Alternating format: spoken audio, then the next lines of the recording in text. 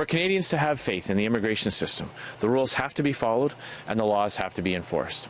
As Prime Minister, that's exactly what I will do.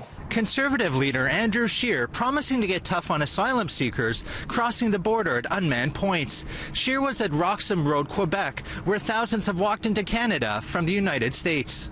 The feds say nearly 50,000 people have entered Canada at Roxham Road in the last 2 years, most of them intending to claim asylum once they're in Canada. Scheer wants to end an exception in the Safe Third Country Agreement that allows asylum seekers to claim refugee protection in Canada if they enter the country outside legal border crossings. He says he will also hire 250 additional officers at the Canadian Border Service Agency. We will deploy more judges of the Immigration and Refugee Board to the hotspots of illegal border crossers so claims can be processed faster.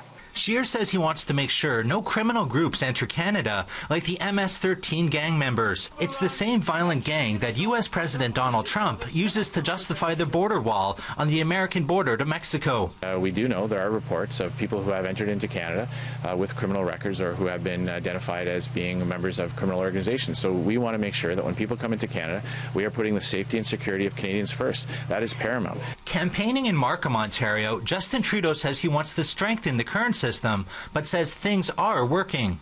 They get full security screenings. They get placed into our immigration system and go through every step of our immigration process. There are no shortcuts. Meanwhile, speaking in Montreal, NDP leader Jagmeet Singh proposed a completely different way of addressing the issue. So he's talking about loopholes. I would suspend the agreement. By suspending the agreement, people would not need to cross irregularly. These are people that are fleeing death. They're fleeing persecution. And in the States, they're fleeing the fact that Mr. Trump has been putting kids in cages. Green Party leader Elizabeth May was in Montreal talking culture and affordable housing.